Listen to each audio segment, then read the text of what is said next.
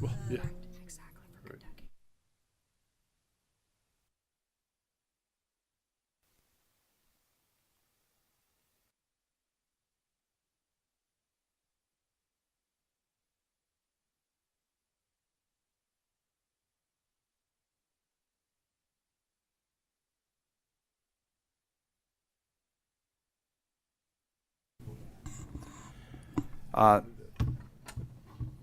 I think let's call this meeting in the Information Technology Oversight Committee to order.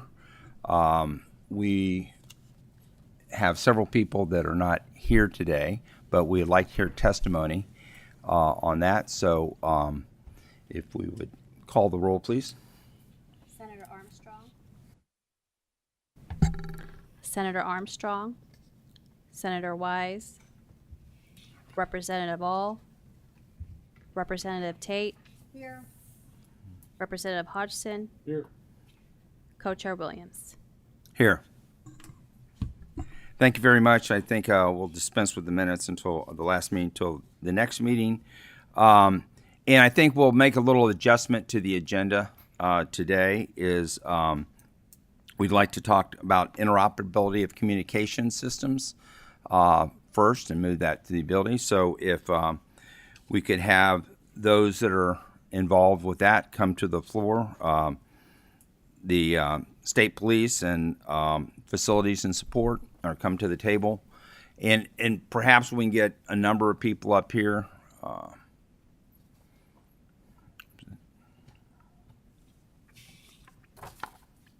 you have the questions? Alice never brought me anything. So no. Oh, these are the questions. Yeah. I got these to other people. I think. Let me share those with Representative Hodgson. Yeah. Let me see.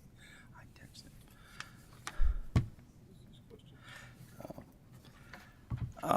Thank you very much. If you all would introduce yourself for the record and please proceed with your testimony, and then I think we'll probably have some questions based upon what you have to say. So thank you very much for coming today. Brandon Marshall with the Kentucky State Police Communications Branch. Sam Ruth, Commissioner of Facilities and Support Services and Finance Cabinet. Is your mic, the green button on your mic It on? is. Pull, Maybe it's yeah, a little closer. pull close. Sam yeah. Ruth, Commissioner of Facilities and Support Services in the Finance Cabinet. Thank you very much. And I'm Natalie Bronner, Director of the, no? Natalie Bronner, Director of the Division of Real Properties, also with the Finance Cabinet.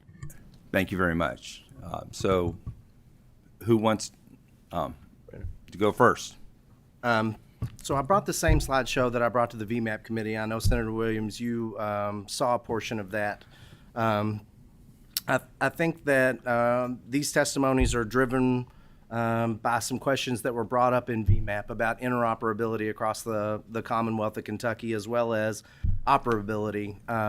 There's a great deal of public safety agencies across the Commonwealth of Kentucky whose infrastructure is old and failing, that is putting first responders' lives in jeopardy, just to be quite honest, because they don't have the ability to talk and to request help if they need help.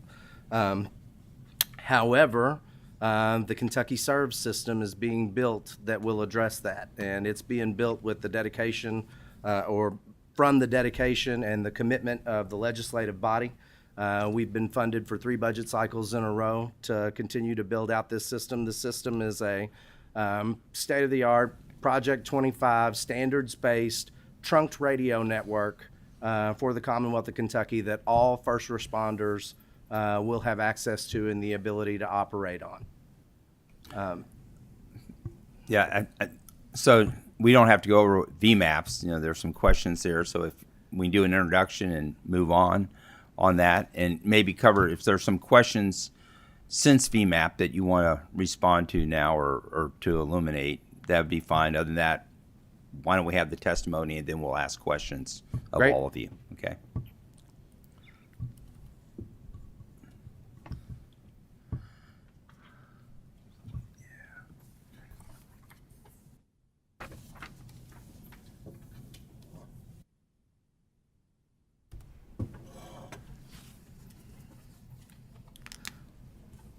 So I'd like to go through and talk about serves, what you all are building, and where we are, and how far this project has come. In phase one, we were awarded $35.1 million, and with that $35 million, we provided subscriber equipment that worked on both our legacy system, and when I say our, in this instance, I'm talking about the Kentucky State Police, as we are the sponsors of this project, that allowed our end users to work on both the old legacy system that the Kentucky State Police utilizes today, as well as the new system. We bought the system cores, or the brains, or the servers that sit in the background that allow the entire system to communicate to one another. We replaced all the console positions at the 16 posts that the Kentucky State Police utilize across the state, where we take 911 calls, where we dispatch officers and troopers and emergency responders of other disciplines, fire and EMS in certain counties where we perform 911 services. Those new positions work both on the old legacy system as well as on the new system that we're currently building out. And we also built out infrastructure within what we consider our post 1 and post 2 regions. And by infrastructure, I'm talking about the actual equipment that resides and sits at the tower sites, that is the back-end infrastructure that reaches out to those end user devices and allows those troopers and first responders to be able to talk back. After doing our coverage testing within the post 1 and post 2 areas that you can see on this map, what we found is that we provide 99.8% radio coverage across that region. That map's not inflated. It's not in any way unrealistic. That's real coverage. And we know that's real coverage because we broke up that entire area into 3/4 mile square grids, drove into each one of those 3/4 mile square grids and verified that we had radio coverage inside that 3/4 mile square grid. This level of service is nothing like a Verizon or an AT&T or a T-Mobile or a FirstNet level of service. I think that I'm confident you all have cellular devices, and I'm confident that when you all have been to look at renewing or buying your cellular devices, that you have seen the coverage maps that those people provide, right? And they tell you, you're gonna have coverage here and you're gonna have coverage there, and you find out when you have those devices that you don't always have that coverage there. There's two reasons why.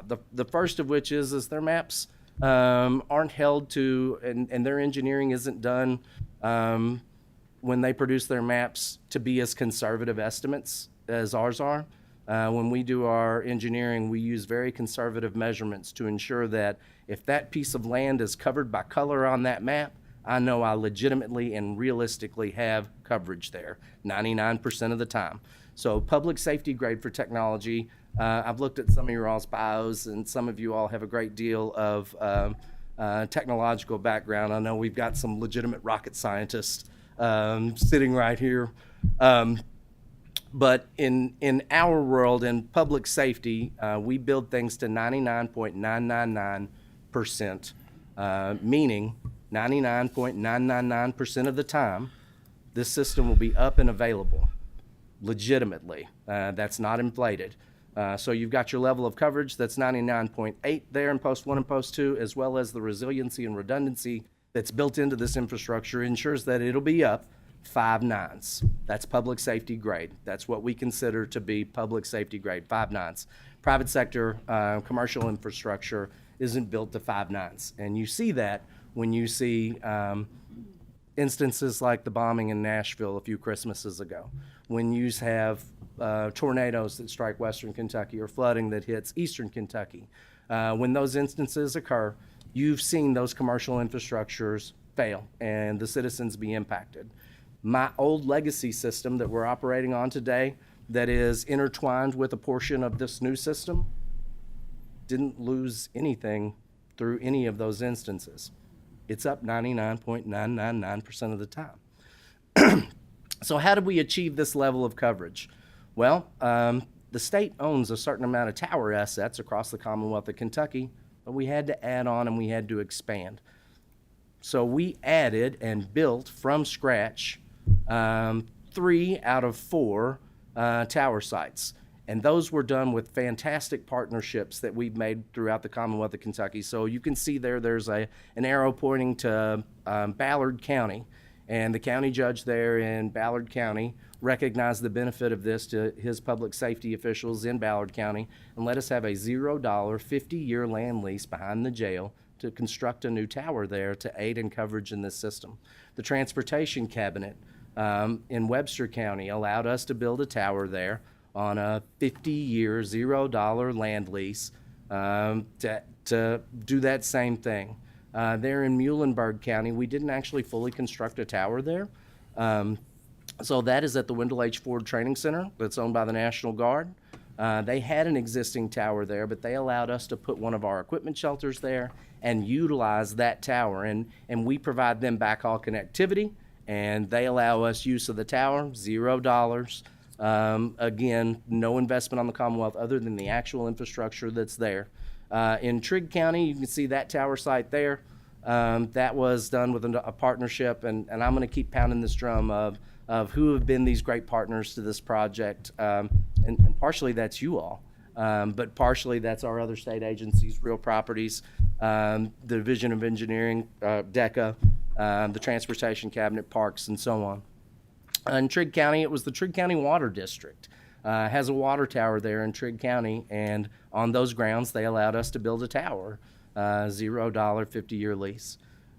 We also started utilizing 3 other tower assets that weren't currently used for radio coverage. They were used for backhaul connectivity across the Commonwealth, but not for radio coverage. But we added those into the fold as well.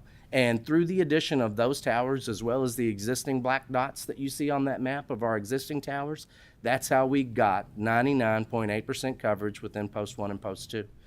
And we're continuing to work from east to west, or I'm sorry, from west to east to build this network out across the Commonwealth.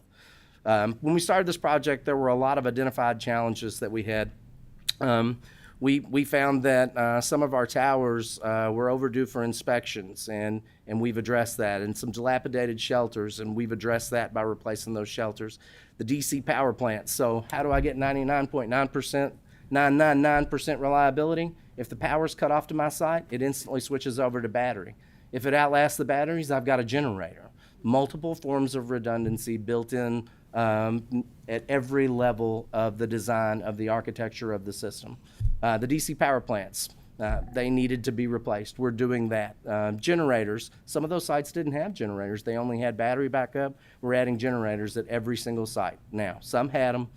Those that didn't, we're adding it. The microwave equipment, which is the backhaul, which is the connectivity that connects all of these towers together. That microwave network, known as CUES, or Kentucky Emergency Warning System, it is the heart and soul of the SERVS network, of how this thing works. So this system is not dependent upon commercial infrastructure in any way, shape, form, or fashion. I don't utilize fiber lines that are susceptible to a backhoe and a construction project 1 mile down the road to interfere with their service. It is a wireless microwave shot. That is my connectivity. It's radio, but it's a very focused, concentrated beam of radio from one tower to the next that allows those towers to operate together as one and connects them all. Our networking equipment, the routers that were in place on the old microwave equipment needed to be replaced as well. And we've gotten funding, and we are addressing all of those things as we move across the state.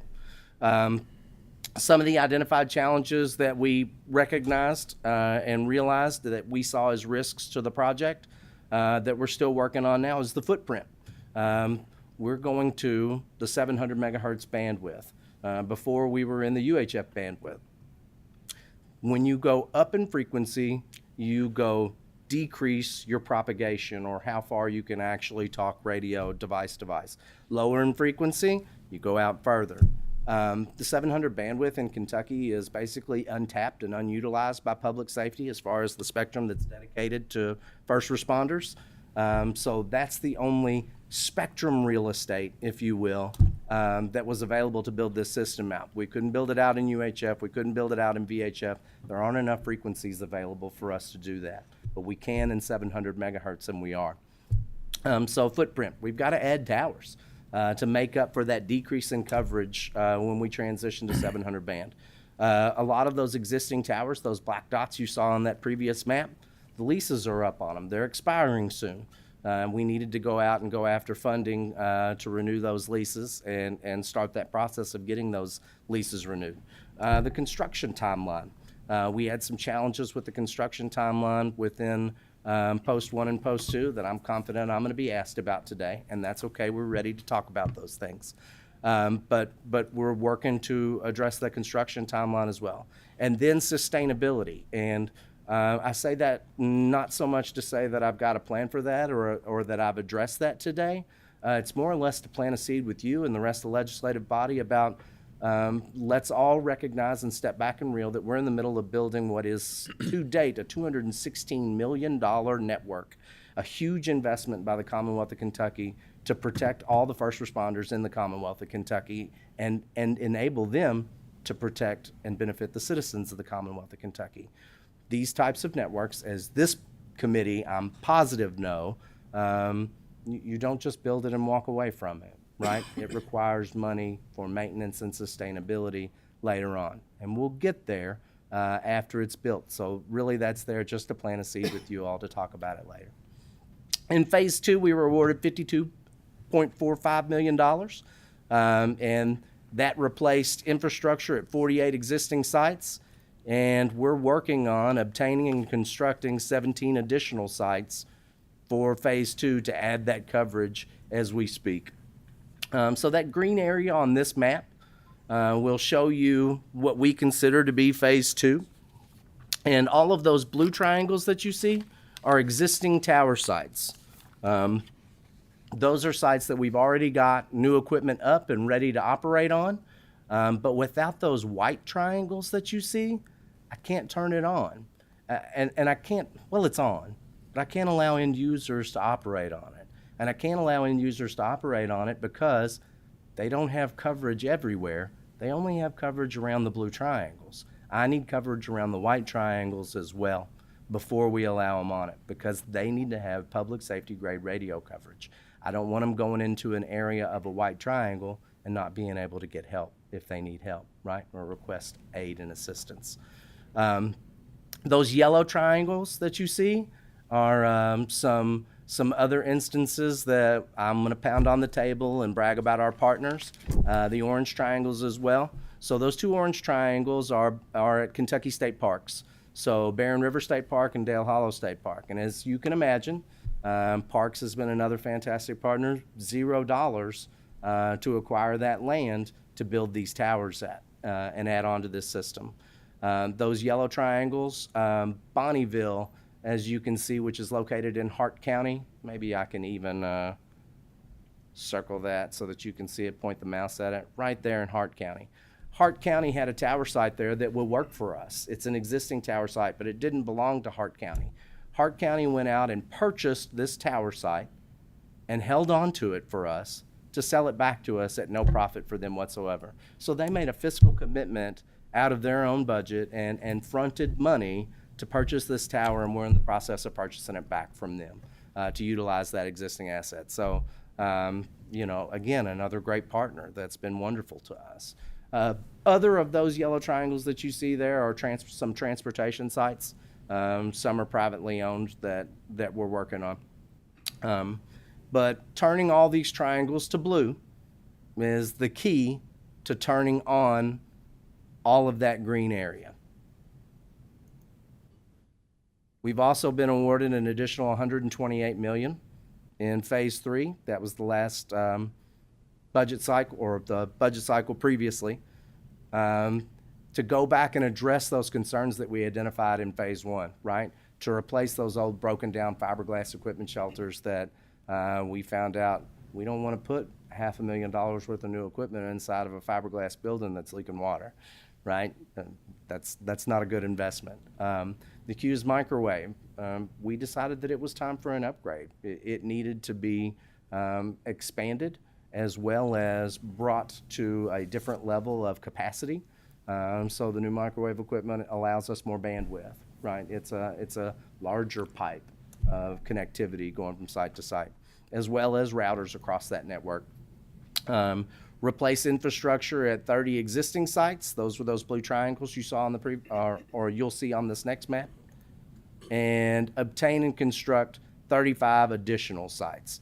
And these numbers for additional sites for phase 3 as well as for phase 2, until they're locked in, until I have them, until a tower's on that property, those numbers are rough, right? That's not a definite number. Ideally, it's definite. If I could actually obtain every piece of property that we wanted to obtain, that's what it would take to build out the system to the level that we scoped it out. If I can't get that property and I have to shift to the left or to the right, east, west, north, south, potentially that might mean the addition of another site later on to make up for that shift, right? And there's phase 3, and you can see a great deal of white triangles that we've got to get a hold of and get some construction going on within phase 3 in order to turn on Eastern Kentucky. So there's been a great deal of economic challenges since we first started this project in 2019. An additional award of 47.9 was asked for and received in this last budget cycle to help with those challenges. Since in a post-COVID world, the price of materials since we budgeted this project has greatly increased. The price of labor has greatly increased. The economy has drastically changed post-COVID to today, which has changed the overall budget for the project quite a bit. Initially, we were hoping to do this for a much lesser amount, and now we're vested $216 million.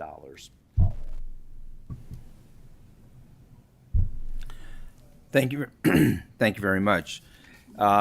So the longer we go, likely that cost is going to keep going up. So, More costs. And we got very few new towers in the phase 1 and phase. We got a lot to go.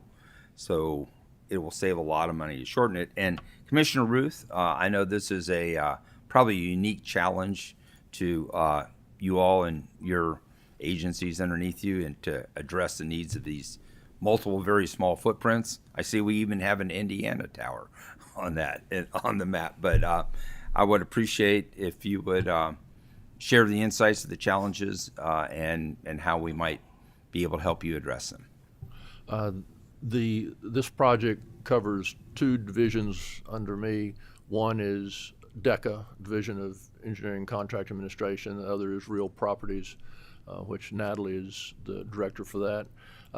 Challenges, I'll let Natalie talk about the real property challenges, but construction challenges are getting access to where the towers are, getting utilities to where the towers are. We mentioned Dale Hollow and Barren River. With Barren River, the utilities are not close to the site. With Dale Hollow, the utilities are within 50 feet of where the site is, so that's easy. At Barren River, I'm not sure how far we're going to have to run it, but it's going to be a challenge to get it there. With getting access to property, especially in eastern Kentucky, it's not like in western Kentucky where the land's flat and you put a road where you want to. So that's a challenge. We're working through the process of pre-ordering towers. We can order those ahead of time to shorten the lead time of the project. You're going to need a 250-foot tower. You order that ahead of time so that when you're ready to install it, it's installed. Each site is going to be a little different when it comes to the geotechnical aspects of the site. So each site may have a little bit different foundation that's required. We've got 29 projects that are in process, somewhere between design and actual construction. Some of those are the structure, or the shelter that's just being replaced. That's the easy part. Some of them are more complicated and are in full design, and some are somewhere in the middle.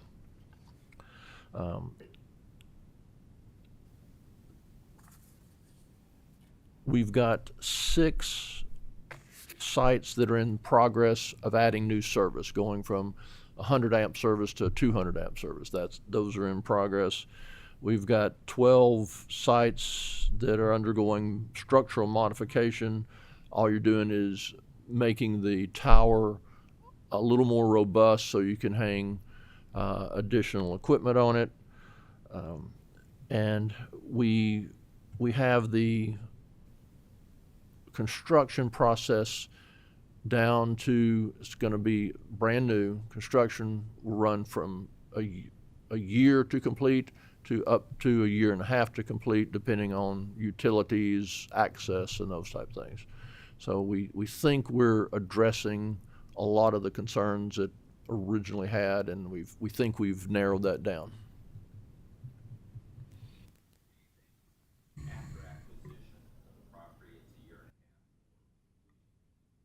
After acquisition of the property, it takes you a year and a half to get up and going, or is that from the time the site's identified, including After it's acquired. after it's acquired? Okay, very good. So now I guess we move to the acquisition portion of it, and I know this is very unique. You probably don't acquire this much small plots of land so often on that. If you could address the challenges and how we might be able to help you. Sure, absolutely. So, with property, we have to consider title work, title issues when we're acquiring property. So that's definitely a challenge. It's probably going to be somewhat of a challenge when we're looking at Eastern Kentucky just because of the mineral rights associated with that. So we have to make sure we're covered. We're putting, very expensive infrastructure on those sites. So we have to make sure that we have the appropriate title as we acquire those sites. We're very excited because we've worked for some time to develop, we went through the RFP process, and just this week have a signed contract. So we are going to have 4 new vendors who are going to assist us. So we're going to have boots on the ground throughout the state. That contract goes into effect, I believe it's Tuesday, the 15th. So we'll jump right in with those folks and get them out there helping us with both, the amended leases and also the property acquisition. So they can get out there and help with the, kind of the combined process of what, agencies would do as far as pulling all the information, the deeds, the PVA records, and then we'll jump right in with title and move that process along. So we're very excited about that. Pretty good. You have any questions from the committee? If that's so, my first question: this new RFP that you just get out there. So that's identifying people to help you with land acquisition. Is that the primary focus of it, not Absolutely. the construction? Absolutely, yes. The acquisition of the sites, absolutely. Very good. You mentioned your microwave infrastructure. Yes, sir. That requires pretty precise aiming of antennas between the 2 towers. Is that impacted by weather, earthquakes, precipitation, things like that? And if so, do you have any kind of a backup that uses fiber backbone? So we are introducing Kentucky Wired to the microwave network for another layer and level of redundancy.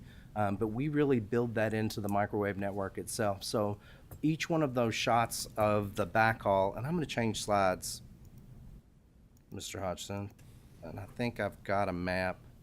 So this map shows you that level of connectivity, though that ring network that is the Q's microwave network. So each one of those lines that connect those circles is a microwave radio shot. We don't just have one microwave radio shot from one site to the next. We have 2. So there's a different set of radios and a different set of dish lower on the tower pointing back and forth. And that's a little over the top, and it's a little extreme to have 2 systems up and running that are basically identical to one another, but it's for just that, right? To bring that dish lower makes you less susceptible to fog and to rain and precipitation and those types of things. Okay. So an earthquake. Now, an earthquake could do something altogether different. We've been through tornadoes. We've had tornadoes go through our sites. We also build our sites to a different level of redundancy and resiliency. So there are different levels at which you can classify towers through the FAA, where you have to register those towers. And we are Class 2. Class 1 would be NORAD, right? Class 2 is public safety, and Class 3 is your commercial sector. So the way my microwave dishes are mounted and the mounts that are used are a little bit heavy and a little bit over the top, but when tornadoes blow through, my dishes don't move. Now, if you talk about a New Madrid event where my towers are swallowed up into huge caverns, that could very well impact me. I must admit that. But for the disasters that we've faced today and just general climate change, we have that redundancy and resiliency built into it, that fog and precipitation. Okay, yeah, I was speaking more of, minor adjustments that get the aim of the antenna off. I've got microwave serving my neighborhood, so every time it rains or a heavy truck comes by, we got to recalibrate the antenna. I'm sure yours are sturdier than that, but Yes, it is. okay. But you are working on a fiber backbone backup. Where Kentucky Wired is at all 16 of our posts, Okay. it's there. It would be a shame to just not introduce fiber as a failover at each of those 16 sites all across the state, just to add that extra level of resiliency and redundancy to the network. So we are. Okay, thanks. Representative Tate. Thank you, Mr. Chair. Commissioner Ruth, you mentioned that you were pre-ordering equipment. When you talked about Kentucky Wired, we ran into the situation where the equipment the equipment actually expired from a shelf life perspective, and so the life expectancy of some of the equipment was expired before it actually was put into production. Is there a possibility that, based upon the timeline and how you're running into some of the challenges with the timeline, that some of this equipment that is probably pretty expensive could actually expire before it's put into production? The things that we're pre-ordering are towers, the structure itself, and that won't expire. The shelter is concrete. That's not going to expire, so we're comfortable with pre-ordering. Okay, thank you.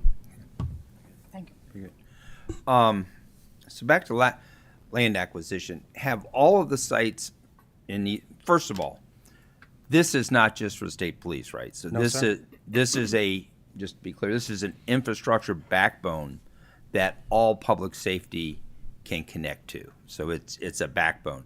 Now there's some of the larger areas like Boone, Kenton, and Campbell have completed their own, but this would interface with what's completed and become a backbone. So the rest of the counties in the state, public safety entities do not have to create their own backbone. They can just buy the edge equipment and connect to you. Is that? That's absolutely correct. Okay. These systems, as technology has changed, in the 70s, when a sheriff's office wanted to put in a radio system, that equipment was way less complicated. It didn't require any networking. He was only trying to cover and a local area, right, within a single county. Now there's a great deal of other things at play. The equipment is more complicated. You can tie all that equipment together. You're looking for interoperability, not if your neighbor comes to your area to aid and assist you, but when your neighbor or the state or the federal government has to come to your area to assist you. At that point, that allows you to be on a common platform. So yes, Boone, Kenton, and Campbell and other more population dense areas with higher tax bases are very successful in building out their own radio systems for their first responders in that area. Louisville Metro, Lexington and Fayette County, Scott County, Madison County through CSEP funded a very similar thing. Warren County. Those areas have built out their own systems and are very successful in maintaining those.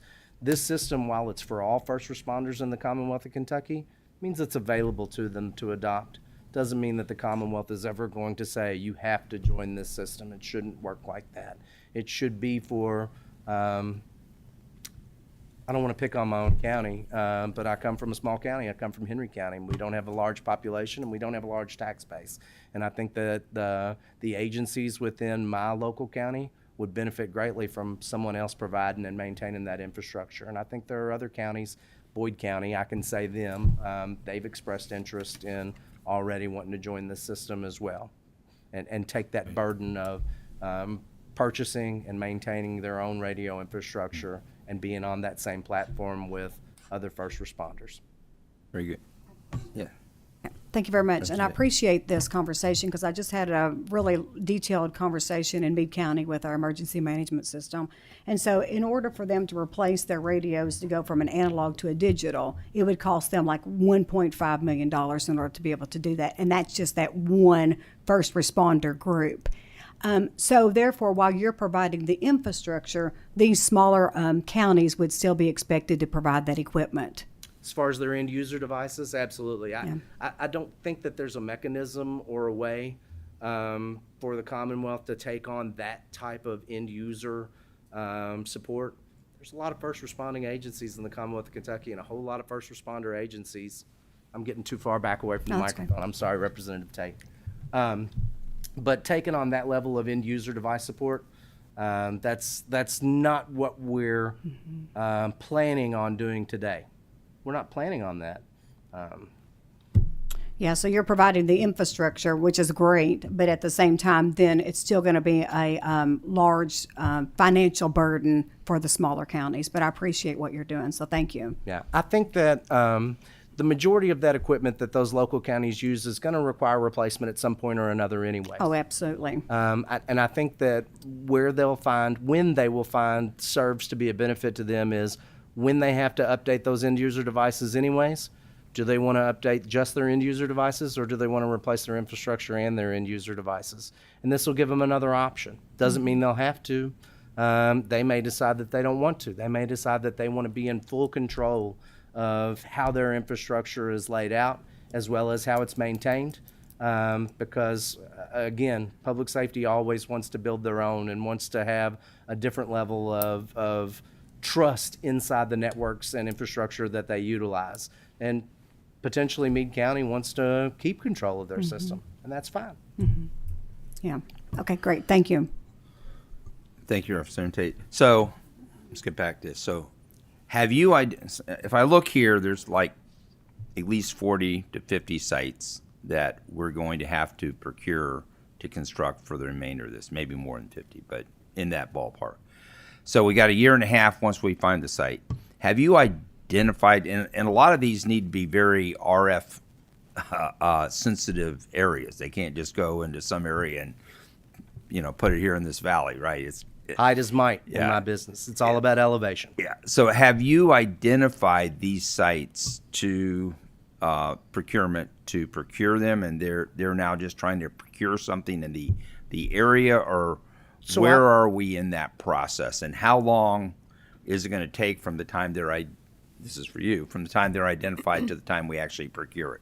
So first, have the sites been identified and transmitted to procurement? So again, I've identified those ideal sites, and those are those white triangles that you're looking at. That's in a perfect world. That's where I want to build that tower.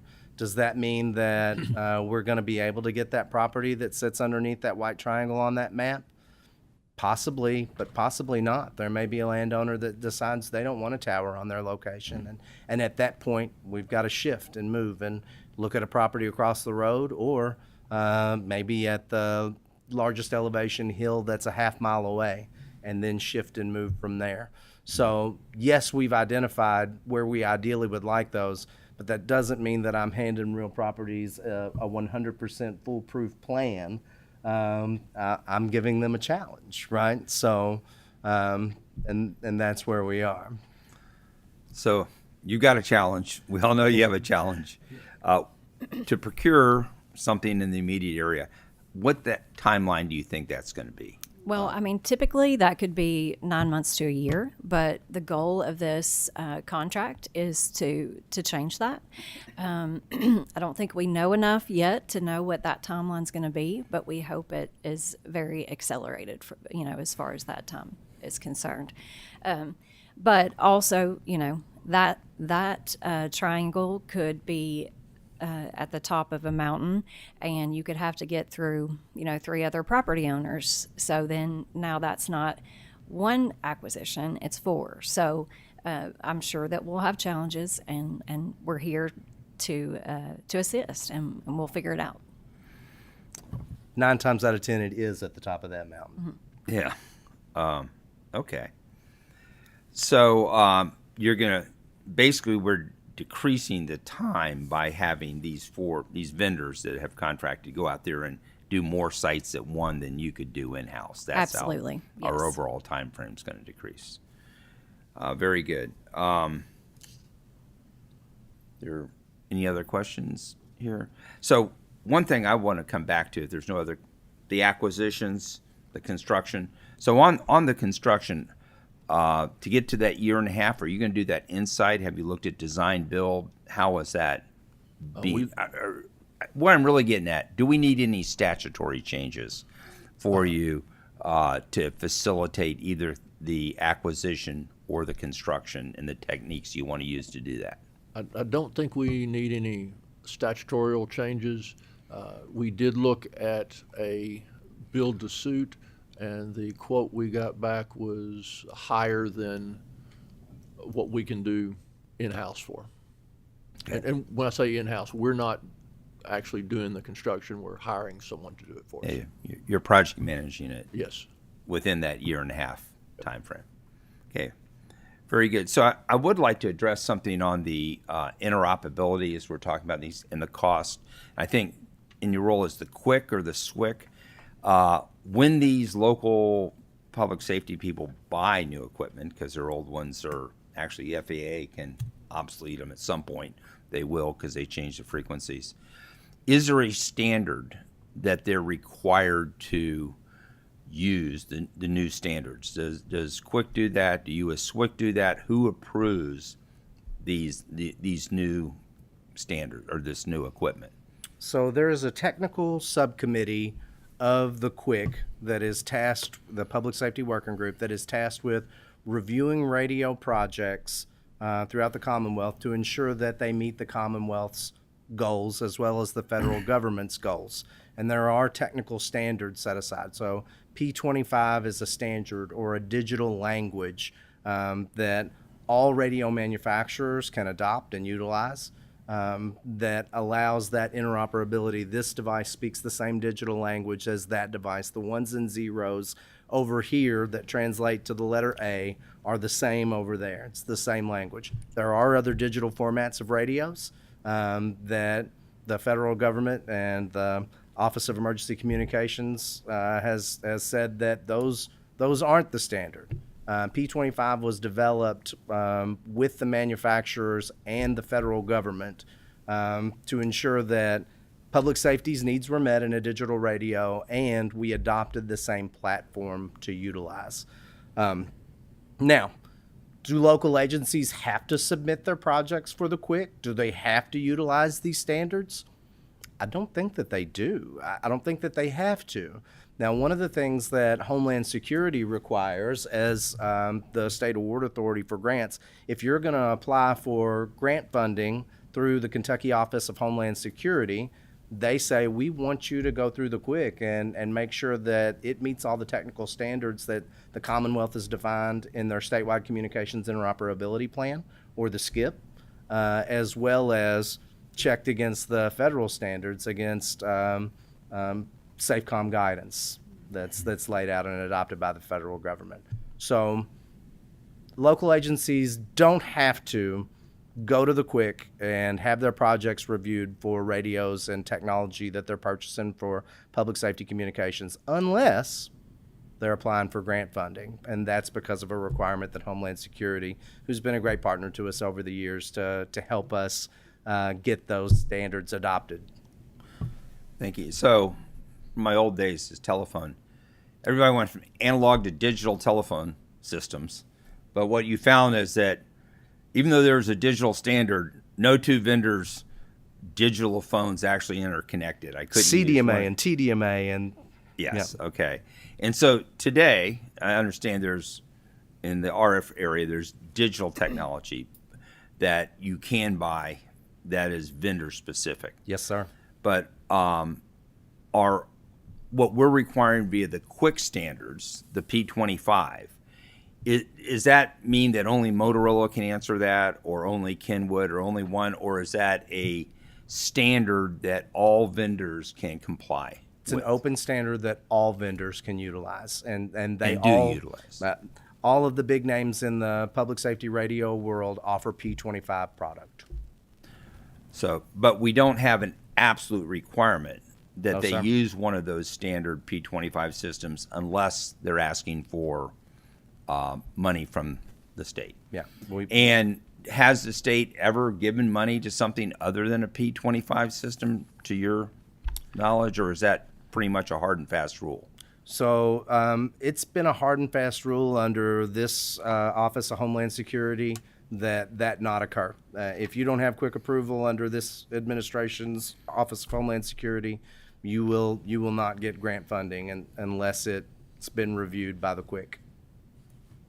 In the past, I've heard rumor that wasn't always the case. Okay.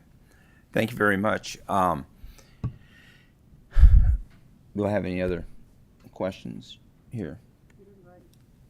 Okay, great. Thank you very much. And so in the end, you're going to have the infrastructure. Everybody's going to have the P25. And one of the things that I got out of this is that we may need to look at some local communities who for in the short run may not have the funds to buy the real standard equipment, so are looking at becoming isolated in themselves and seeing what we can do to help them or encourage them or make some more of these grants available to them, that they could get something that we could all interconnect throughout the state. Yeah. I think that's the ask of us, probably. And we work with local agencies quite often. If there's ever a public safety need, we like to believe that we're the subject matter experts in public safety communications. So my number is posted online numerous times as the SWIC, or the Statewide Interoperability Coordinator for the Commonwealth of Kentucky. And we work through helping locals attempt to tackle those challenges of what they need, what they're lacking, what's dangerous. But we do that type of technical assistance with locals. And love to help them. Yeah, to be just- honest. Representative. Yeah, just to add another comment. So, when you're looking at, when I'm talking to a county specifically like Meade County, and so they're going to Homeland Security for those grants, basically there's so many asks that are being made of these grants that basically it's like, get in line. Yeah, so it's going to take a while for all the local agencies to be able to fund this and to take advantage of the network that you're providing. Yeah. Yeah, unfortunately, yeah. Thank you very much. And we're looking forward, we're here aiming at the next budget session. So as you do your acquisitions, this contract works out, as you do your build, please let us know how we can help you get this system up as soon as we can. That's really what the goal of this conversation is, that we can provide a ubiquitous public safety backbone throughout the Commonwealth that our local agencies will be able to afford. Thank you very much. Thank you all. Testimony. Okay, next on the agenda is legacy projects.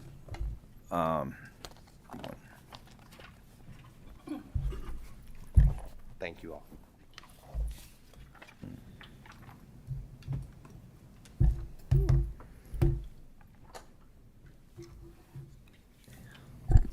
Good morning.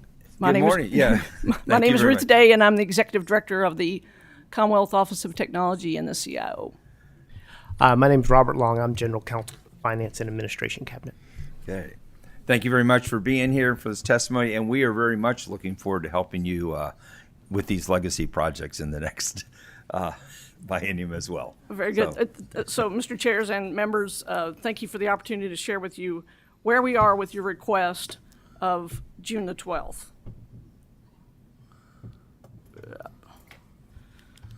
So this is the request that was kind of lengthy request. This is request 1 and 2. I don't know if you guys can hear me. In this memo, you ask several things, and first I can say without exception that we do not have the information that you requested in any kind No agency in the executive branch has a list of systems that contain the information that you requested. Frankly, even COT didn't have a single list itself. In reviewing your request with the cabinet IT leads, I found varying degrees of lists of systems or applications.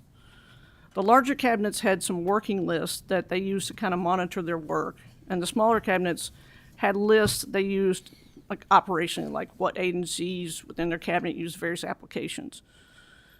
Your ask was for a listing to include systems considered mission critical or greater than $1 million over their life cycle. No agency has a designation as to mission critical, as you might expect, because it's subjective. When you're doing disaster recovery planning, you might flag something as mission critical relative to the amount of time that you have the potential outage. Generally, one system is relative to another, meaning like some are more mission critical than others. Some lend themselves to alternatives. Can you fall back on a paper process?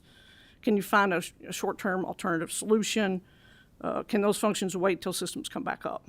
So in short, we don't have a distinction as to whether a particular system is mission critical. And so as we put together this information for you, we basically just defaulted to include it in our list. And again, as we'll speak to here just in a minute, we also did not have the cost information. So again, we just assumed that they were material and included them in our list. So what we have now is, as of September 4th, we have a list that provides the system name, its primary function, how it's developed, either by the agency or by the agency with vendor or vendors. Is it citizen-facing? Is it local government-facing? And what cabinet or cabinets use it? We put it all together. We eliminated any duplicates. We attempted to provide a kind of consistent, simple statement about its primary function, and then we sorted all the data. We have a few gaps yet, but we're pretty much 99% there. This is an extract of what we have prepared.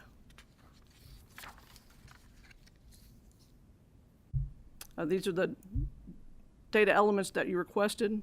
We have identified 499 systems across the executive branch.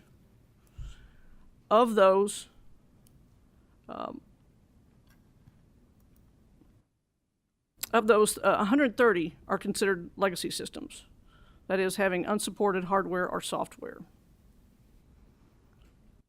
115 were agency developed and 15 vendor developed, which you would sort of expect because these older systems mostly were developed in-house.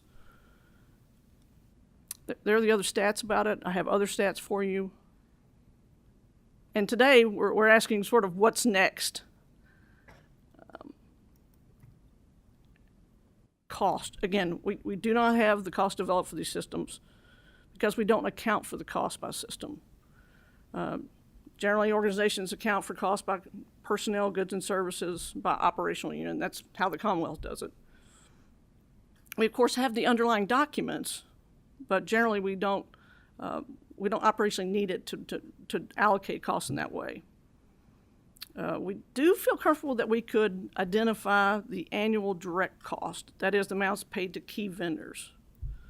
And we can include COT's billing, that's COT's cost and how it's charged to the agencies. It's the personnel cost where it gets tricky. It would be very difficult to do on a consistent basis. Typically, when there are personnel supporting an IT system, they don't usually work on just a single system. So it would involve some allocations and some assumptions. So I would suspect that it would take several months. This effort would be pretty substantial. So what we're here today to ask is maybe we could focus on the legacy systems. And I think by your invitation today that was your main interest. I think we had discussed before about Right. Could we kind of just basically identify the same consistent cost and then put them maybe in a ranking and provide that to you. Yeah. Range of magnitude. Yeah. Yes, I think that's what we're looking for. Get that last 1%. If you can do that, transmit it to us. I think what I'm going to be very interested, not just cost, but whether it's critical in terms of local government facing or critical in terms of end user or citizen facing. Those are very critical things that we see what the cost is of making them more robust than they probably were created to be initially on that, because those are mission critical. Is that Yes, we'll have that doable? information as well, so we will Okay. be able to have that for you. The other item on 2 was relative to projects. And what we have done is we have taken the capital IT projects and added the additional information you were looking for, like local government facing and such, and put it on that list and are prepared to provide that to you. Because again, I know you guys are focused on projects from a future perspective, and so that would be a good working list for you to start from. Also, I would be happy to provide to you the details of the instructions and such as we go through the capital IT planning that you might want to compare to what you're thinking about in the additional information you're looking for. Very good. Yes, I think that's would be very helpful. So you think we can get that last 1% by the next meeting, or what's your time frame Yes. for that? Okay.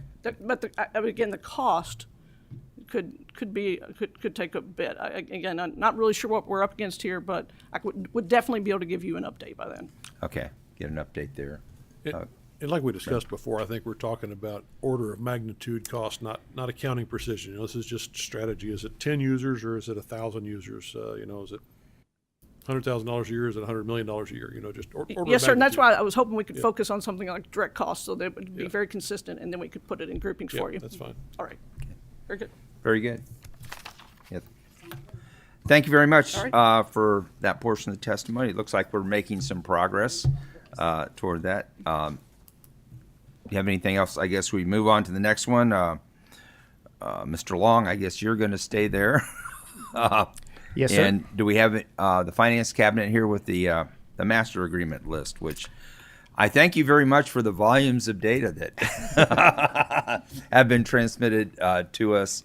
I think before you get started, well, if you could introduce yourself first. I'm Kathy Robinson. I'm the Executive Director of the Finance Cabinet Office of Procurement Services. Thank you, Cabinet. And Robert Long again with the General Counsel for Finance and Administration Cabinet. Thank you very much. And for the committee, we have gotten a drive with quite a bit of data, a USB drive. And I would like to add, we need to figure out how to get that collected so we can distribute it to everybody and make that available. So staff, can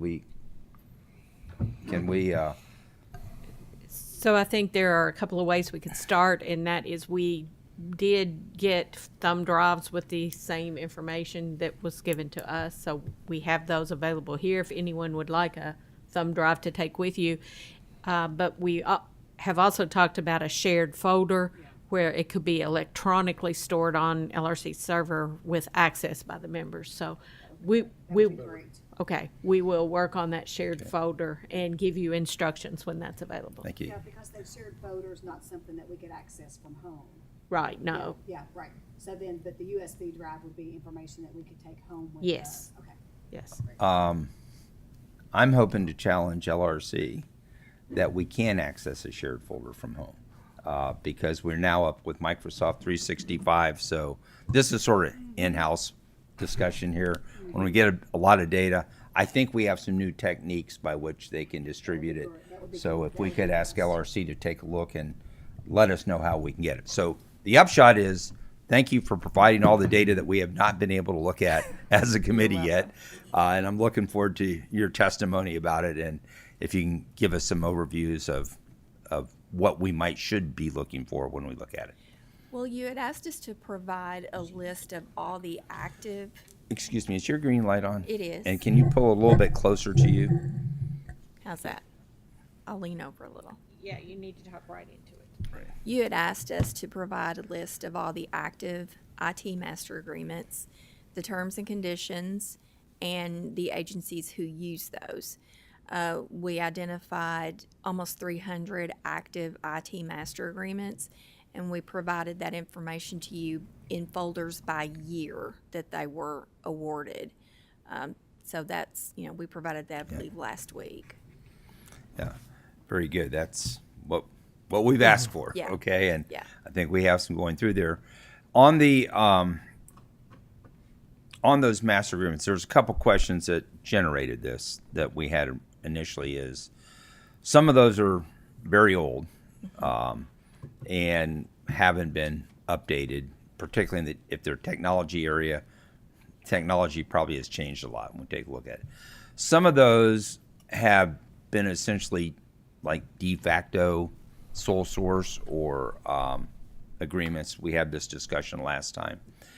Is there any indication on those, or have you been able to look at any of those to determine which ones might have had significant technology changes, or which ones may be de facto sole source, perhaps? Or have you taken any look at those and evaluated them?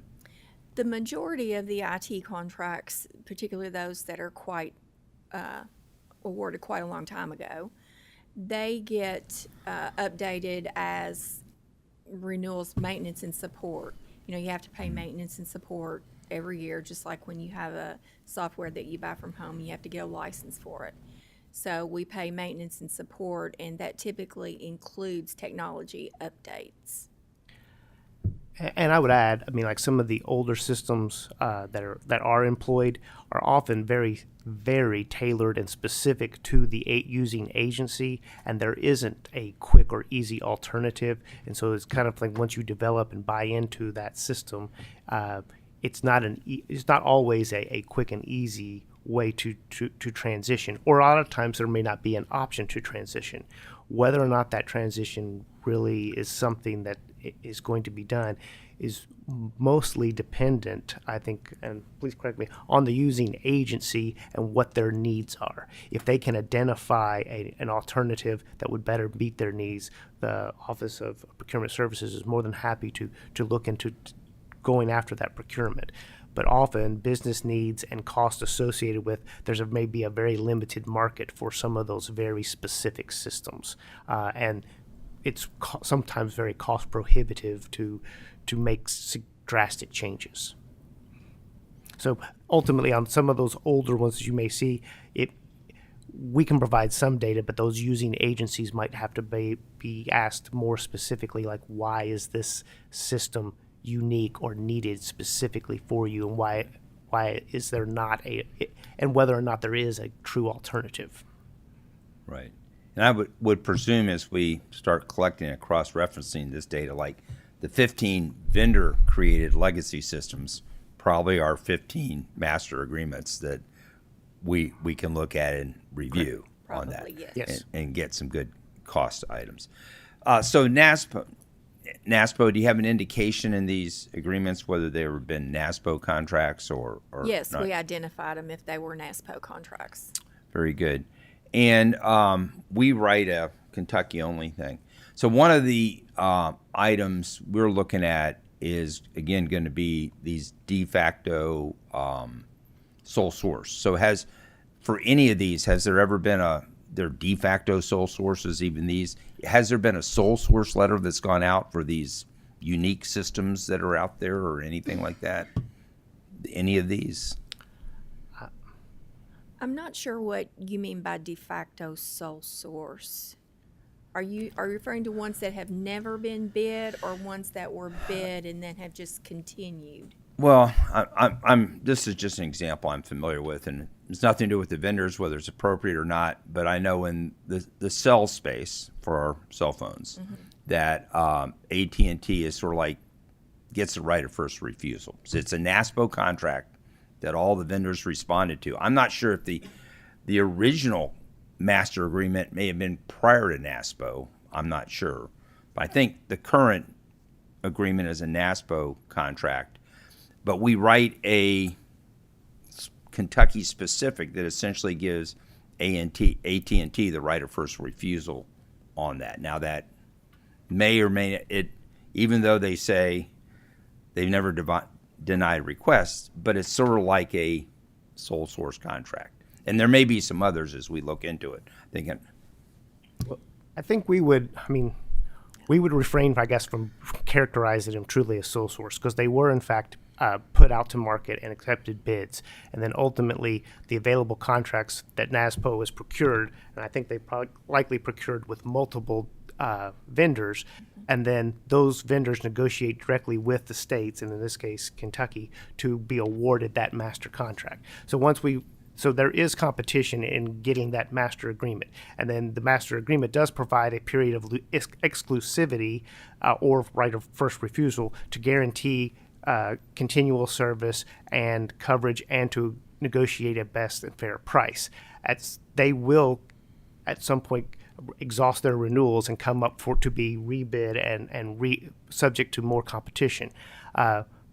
So they are, in fact, bid out, they are competed for, and then they are awarded. But during the period of their contract, they do have a period of exclusivity. So I guess, in a way, during that time frame, it may look like, well, an agency can't just simply call up another vendor and say, hey, we're having trouble. They do have to actually put in a request. If AT&T is unable to meet the service need, they will be granted permission to contract outside of that agreement. But to ensure our rates and the best and the bargain that we have created, we do have to give that our chosen vendor under the master agreement the opportunity to meet that need if there is a need that is not being met. And when they're unable to, and we do have examples. We have even examples with staff in our office who need to have have cell connectivity in their homes in order to be able to fully be accessible, and because where they live, AT&T is just not an option. So we have made exceptions for those, and they have other carriers. But so not to nitpick a little bit, but we would, because of that original kind of competitive model and how we were able to then negotiate with all of those vendors who were approved under the NASPO contract, there was a period of competition, and that will, I don't have them in front of me, but they will come up for renewal, and then there'll be new competition again. Right. Very good. So my question to you is, so I have a NASPO agreement. 4 or 5 vendors responded to that agreement with prices, with service terms, whatever. Can we, or somebody, an agency, COT, somebody, take that NASPO agreement and essentially negotiate a single vendor that can be the only one that can respond to that without having some justification of sole source? I mean, that sounds to me like a sole source. If we've taken 5 vendors and we've talked to them and got them down to only one vendor really can provide. This is not AT&T. This is not the first. I'm just saying, can I take a NASPO contract and boil it down to terms that only one vendor can provide? I mean, I guess in theory, but in more often than not, I mean, I think it's like let's use the cell as example. All the major carriers have fairly significant or good coverage in Kentucky, but they're not perfect. So oftentimes they make an offer of what they can provide coverage, but it comes down to other terms. Oftentimes is how quickly can they meet needs? How can are they willing to grant exceptions? Or what are the ultimate price terms? And so those terms are part of the negotiation. So when the master agreement is selected, it's selected amongst those that have been procured by NASPO, and I'm fairly confident in this one, all the major carriers were in fact available. And so they have the opportunity for the states to then look at those terms, negotiate directly, and then pick a provider. And in this case, we're currently with AT&T, and I think their FirstNet system. And I'd like to add, too, that when a NASPO awards multiple contracts, particularly IT contracts, the IT vendors want to take a lot of exceptions to Kentucky terms that we're unable to allow because it's statutory or regulatory that we can't negotiate. And more IT vendors are taking exception to those terms, and we just can't agree. It might be a good vendor, it might be a good product, good price, but we can't agree on the terms. That's good. But could you provide us a list of statutory limitations to contracts from these vendors, if you would, please? Yes, If we we can't can. be agreeing to terms that other states can agree to. I'd like to see those statutory limitations or any regulatory limitations that you've And some of introduced. the terms too, particularly with the IT contracts, are the COT security terms that vendors will want to deviate from. Is that There's because something- of the, that some of those terms are basically not used anymore, so that, and so therefore it's either in regards to like older technology or technology that's no longer available? Not that I'm aware of. I Okay. think basically they want to negotiate terms so they're favorable to the vendor and not favorable to Commonwealth. Typically, IT vendors in particular have a group of standardized terms that they like to use with every contract. It often has a choice of law clause that puts the controlling law outside the boundaries of Kentucky, and we can't agree by statute to agree to operate under Delaware law or California law. We have to operate under, they have to agree that the contracts will in fact be controlled by Kentucky law. There's other examples with regard to dispute resolution and mediation or arbitration or hold harmless clauses that they are standardly put into their contracts that Kentucky law prohibits us from agreeing to. We can't have some of those terms. And so it's oftentimes a very hard negotiation when it becomes a critical project. Oftentimes we've had some luck in times with saying, okay, we'll take your standard terms, but then make them subject to any limitations applicable under Kentucky law. So it's kind of an umbrella where we've kind of agreed that we're going to make some sort of agreements just because the service is that needed, and it has to go forward. And so it is very difficult with technology companies to negotiate those standardized terms. Also, you'll see, I think, in the NASPO contracts and stuff, different vendors will have different targets. I mean, they'll get the NASPO contract, and this is not necessarily just the cell, but they may target a certain region of the nation where they really want to operate. And so they may not pursue, even though they've been awarded that contract that can be used by all NASPO participating entities, they may not be that aggressive in pursuing Kentucky's business, whereas another vendor might be. And so that sometimes will also lead to kind of where we may end up with the vendor that we ultimately choose. Again, it's a multi-layered process. How aggressive they are willing to work with negotiating terms, price, availability of the service, all of those things kind of factor in. And sometimes in those large NASPO, not every vendor is necessarily, they're more focused on getting some other state, not necessarily us. Just a comment, if I may. Yeah, working in the private sector, it's not unusual for the contracts, or whenever we go out to do an RFP, it's not unusual for whenever we ask for the reliability and availability that it does minimize the vendors to where it's like one or two. So I understand what you're saying. So thank you. Very good. Thank you. But that does bring a point. So if you could make available that list, because I have seen, excuse me, I've seen some of these clauses that are from a sort of another era. We're talking about these old contracts, another era of IT or technology that we sort of don't fit into our current software as a service environment. That's what I would like to take a look and see if there's anything there. So if you could identify those, even though the simple ones you've talked about, because I think we can provide a list. we want to make sure that our statutes enable you to meet the current generation of software as a service technology contracts without any impediment on that.